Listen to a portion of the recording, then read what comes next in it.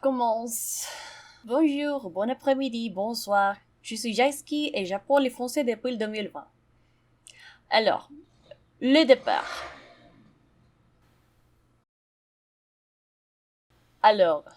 Le départ.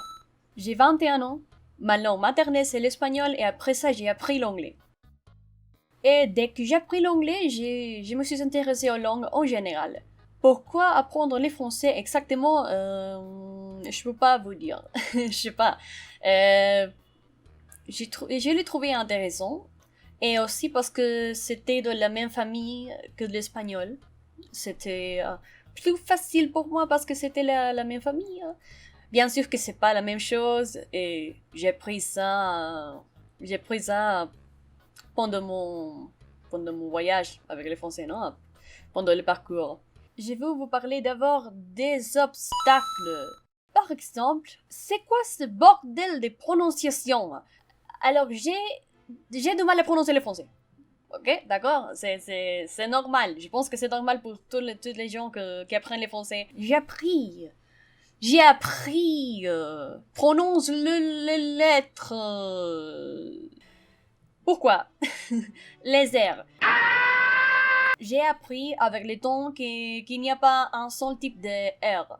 Il y a genre 4 types de R, je pense. C'est comme le R, c'est comme droit et 3, c'est pas la même R. C'est pas le même type. Et il y a aussi le R, c'est un peu comme R, et je l'utilise aussi. C'est un bordel. C'est vraiment un bordel. Il y a aussi les liaisons et les voyelles nasales et tout ça, mais c'était pas si difficile d'apprendre. Mais la prononciation, c'est bien plus difficile. J'en peux plus. J'ai du mal à vous parler maintenant parce que je pense que je sais pas ce que je pense. Mais oui, ça a été difficile d'apprendre la prononciation et d'essayer de le faire moi-même, bien sûr. Un autre obstacle de français, c'est quoi ce bordel de manque de compréhension orale? Je comprends rien, putain. c'est difficile, ok? C'est dur de comprendre les francophones natifs quand ils parlent. Parce qu'ils parlent vite et ils s'en foutent. Ils s'en foutent de prononcer beaucoup de mots, de la grammaire un peu, non? Mais c'est normal. Parce que le français parlé, c'est très différent de français écrit, tout le monde sait ça, non? Je viens de l'espagnol, non? Je viens de l'espagnol. Et avec l'espagnol, quand on voit, on peut regarder le mot comme il est écrit, non? Un mot. Et la façon dont il est écrit, c'est la façon dont on prononce le mot. D'accord? Ça s'accorde. Mais avec les français, c'est vrai que tu peux voir, non? Vous voyez un mot comme il est écrit et on peut savoir comment c'est prononcé. Mais c'est pas la même chose de l'autre côté. Quand tu écoutes un mot en français, ça ne te donne rien. Ça ne te donne rien. Ça te dit pas exactement comment il est écrit. Alors c'est difficile, c'est le point difficile, non? Il y a le verlan aussi. C'est vrai que le verlan, c'est pas très difficile à comprendre. C'est simplement de certains mots on doit apprendre avec les verlans. Il y a par exemple, je veux pas dire cimer parce que je pense que c'est pas si utilisé de nos jours. Alors oui, cimer, tout le monde peut comprendre cimer, mais c'est pas si utilisé, je pense. Il y a le mot rebeu, je pense que c'est le berlan d'arabe et le berlan d'arabe c'est beurre. Et le berlan de beurre, c'est rebeu. C'est quelque chose comme ça. Alors on a le berlan de berlan, donc certainement, c'est mortel.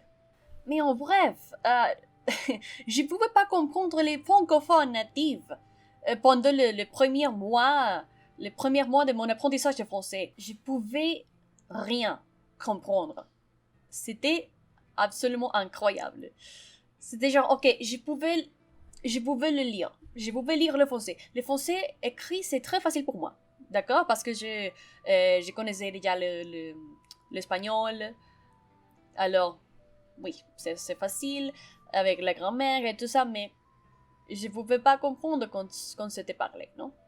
C'était un des plus grands obstacles que j'ai rencontré pendant mon parcours. Le prochain obstacle, c'est quoi ce bordel d'écriture? Ah, en fait, c'est pas si mal que ça, celle-là. Oui, c'est pas si mal que ça. L'écriture de français, c'est pas si mal que ça. Je pense que c'est la chose la plus facile de français, de langue française, je pense, l'écriture.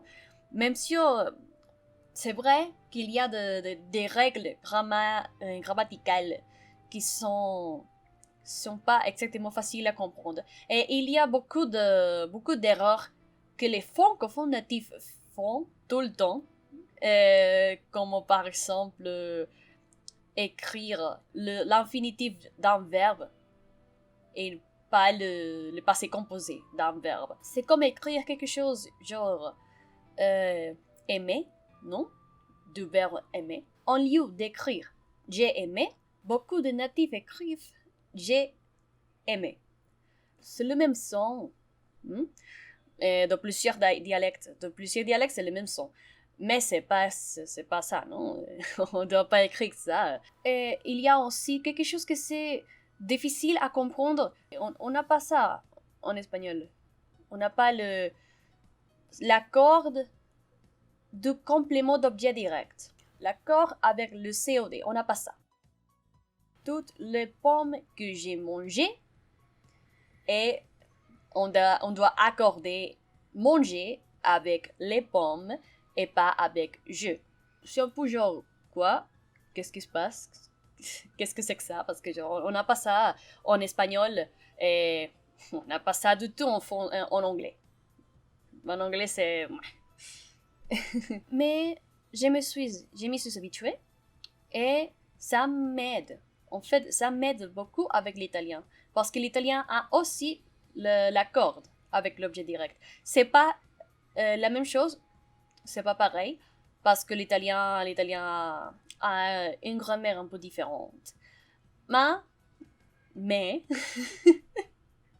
le concept, c'est similaire. Alors ça m'aide beaucoup.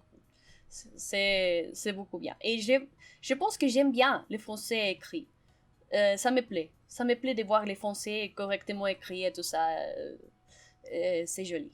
Je pense que c'est beaucoup... c'est bon. Les choses qui m'ont aidé pendant mon parcours. L'espagnol que je connais déjà, bah oui, mais aussi l'anglais. Je m'attendais pas à ça, en fait. Oui, je m'attendais à ce que l'espagnol puisse m'aider avec le français, non? Bien sûr. L'espagnol et le français, elles partagent beaucoup de règles de grammaire. Este libro lo amo. C'est un exemple en espagnol. Et en français, c'est ce livre, je l'aime. Alors, on a le en français, on a lo en espagnol. C'est la même chose, c'est le même concept. Et on a ça déjà en espagnol, alors c'était facile pour moi de comprendre comment ça marche en français. Et il y a beaucoup de choses comme ça, exactement comme ça, qui m'aident. Et il y a aussi de faux amis, bien sûr, il y a toujours de faux amis. Mais l'anglais m'a beaucoup aidé aussi. L'anglais m'a apporté beaucoup de mots, le vocabulaire. Et ça a du sens, non? Parce que l'anglais a beaucoup de vocabulaire du français. Ça se doit à leur histoire, l'histoire de la France, l'histoire de l'Angleterre, et tout ça, ça a du sens, non? Alors, beaucoup de mots que je connaissais déjà en anglais m'ont aidé avec le français. C'est bien. Et bien sûr que pour apprendre le français, l'immersion m'a beaucoup aidé. Je pense que je dois m'entraîner davantage avec le français, que je dois les dédier plus de temps, non? Pour pouvoir vraiment parler la langue. Je pense que peut-être que je parle la langue un petit peu, oui. Mais ça pourrait être mieux. Ça pourrait être bien mieux. Ça pourrait être au niveau de mon espagnol natif, de mon anglais, parce que mon anglais, je pense que c'est au même niveau que mon espagnol. Bien que, quoi que ce soit pas ma langue native, ma langue maternelle, c'est à un niveau plutôt élevé, non? Et je veux atteindre ce type de niveau avec le français aussi. Je me suis décidée à faire cette vidéo en français, complètement en français, pour pouvoir voir, regarder, apprécier exactement mon niveau de français actuel.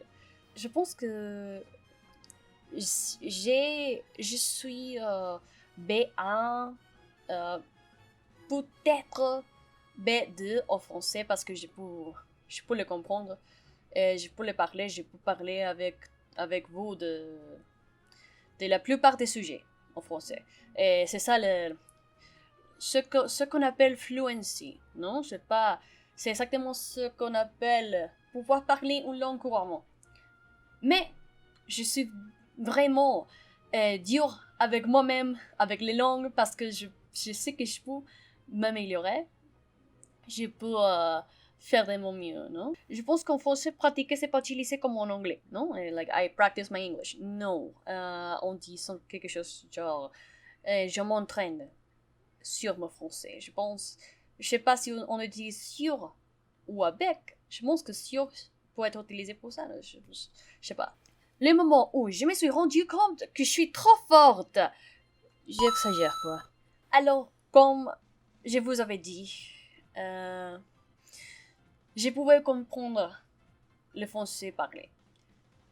Mais je voulais pas simplement voir, regarder des vidéos avec qui sont pour l'apprentissage du français. Je regarde pas des vidéos qui sont pour l'apprentissage de la langue que j'étudie parce que je pense que ces vidéos sont un peu plus faciles, sont trop faciles. Dans ces vidéos, les francophones, bien sûr, ils parlent un accent plus neutre, ils parlent très lentement, exactement comme je le fais maintenant, c'est très long. Et je pense que si je commence à regarder ces vidéos, bien sûr que je peux apprendre beaucoup de choses en français, mais je vais peut-être m'habituer à ce genre de vidéos qui sont très faciles. Et quand je m'habitue à les vidéos faciles, alors c'est plus dur pour moi de comprendre les vidéos qui sont pas faciles, les vidéos qui sont des francophones natifs, non? Des francophones qui font des choses pour francophones, non? Fait par francophones pour francophones. Et c'est exactement ça que je veux comprendre. C'est pour ça que j'apprends le français, parce que je veux comprendre les français. Alors, j'ai décidé de simplement regarder beaucoup de vidéos avec des francophones et un de ces jours, peut-être, je pourrais les comprendre. Et oui, c'est arrivé exactement ça.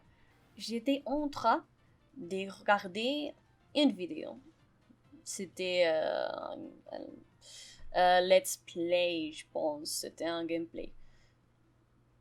Et non, c'était pas un gameplay. C'était une réaction. C'était une réaction en français.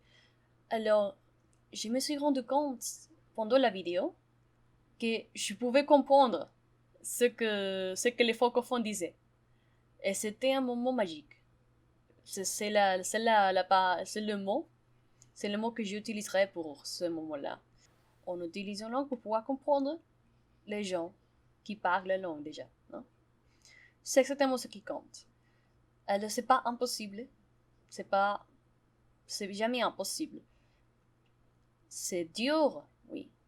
ça pourrait être très dur. Difficile, oui, mais pas impossible. Alors oui, j'ai commencé à comprendre les vidéos. C'est vrai que je ne peux pas comprendre toutes les vidéos en français. D'accord? Il y a des francophones qui parlent trop vite. Trop vite pour moi. Et avec beaucoup d'expressions que je connais encore. Non, je ne connais pas encore. Mais là, beaucoup de vidéos, oui, je peux comprendre les francophones en général quand ils parlent. Et c'est merveilleux. C'est la folie ici, non? C'est un peu la folie de pouvoir faire ça. On va tous être d'accord. La meilleure partie de l'apprentissage d'une langue, c'est le même. C'est prononcé même, non? Alors, comme même. C'est pas mime, comme en anglais, non? C'est même. Je pense que c'est même. Je vous présente quelques mèmes qui me plaisent. Bon, maintenant ça suffit, gros fils de pute. C'est chiant, je l'adore. I always see posts making fun of 99, meaning 99, and the French numeric system in general. But have you ever seen the French for what is that? It's qu'est-ce que c'est? And it literally translates to what is this that this is. C'est un classique. Je pense que c'est exactement classique avec les personnes, avec les gens qui apprennent le français, de dire « Mais c'est quoi ça? Qu'est-ce que c'est que ça? » C'est un peu bordel, non? C'est quoi cette expression? Eh oui, ça me fait rire. Je pense que ça me fait rire. C'est pas bizarre pour moi. C'est plus bizarre parce que j'ai appris la langue. L'anglais a été la première langue que j'ai apprise. Et avec l'anglais, je me suis rendu compte que chaque langue est complètement unique. Non? On ne peut pas simplement comparer deux langues en disant qu'elles sont la même chose. On peut dire qu'elles sont similaires, mais chaque langue est spéciale et chaque langue a ses trucs, non? Le français a des trucs comme ça. Things French parents say to their kids when we forget to turn off the light. C'est pas Versailles ici. When we stand between them and something they want to see. Et ton père, il est vitrier? When you're hungry but the dinner is not ready yet. Bah, mange ta main et garde l'autre pour demain. What's for dinner? Des cailloux. When you lie to, obviously. Ah oui, et mon cul c'est du poulet. When you are in a bad mood. Mange des carottes. Ça rend aimable. When you are throwing a tantrum. Vas-y, pleure un coup. Tu pisseras moins. Idiom. La petite mort. Meaning. An orgasm. Literal meaning. The little death. French is such a beautiful language. Alexander, how do you say an egg in French? Wait, that would be enough. We're getting divorced. Coup de feu. Gunshot. Coup de fou. Blow. Coup de foudre. Love at first sight. Coup de foudre. Shot. Un baiser. A kiss. Baiser. Fuck. Allez tous vous faire foutre! Celui-ci, c'est mon préféré. Je sais pas pourquoi, mais c'est mon préféré. Les mecs scolarisés, je trouve ça un peu gay, MDR. Pourquoi tu vas dans une salle avec d'autres mecs?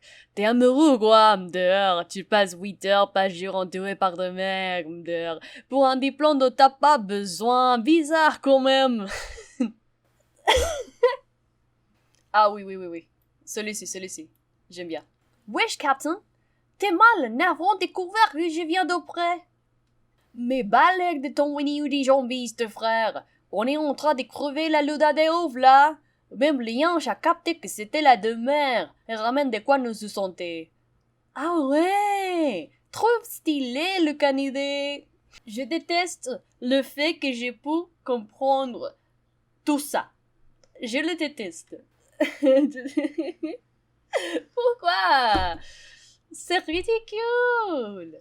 Alors, ma position actuelle avec le français. Je pense que je dois entraîner mon français davantage. Je vais vous faire ça. Je vais vous faire exactement ça. Je vais jouer au jeu en français, par exemple, et faire des autres vidéos en français. Alors, si vous êtes Ainsi, en apprenant le français, alors, ça veut dire si vous apprenez le français aussi, bien sûr. Vous pouvez laisser un commentaire ci-dessous pour me dire votre propre expérience avec la langue. Les obstacles, les choses que vous avez trouvées bizarres avec la langue, les gens qui vous font chier aussi, les choses qui vous font vraiment chier avec le français. Ça, c'est toujours intéressant ça avec les langues. Et si vous êtes francophone, officiellement, je vous donne la permission de juger mon français jusqu'à la mort. Je suis prête. Je suis prête.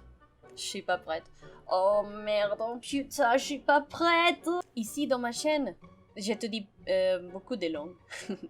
Pour le moment, pour l'instant, je te dis simplement le français et je te dis l'italien. Après ça, je pense que je vais étudier par exemple le japonais, le portugais, bien sûr. C'est une langue romane ici.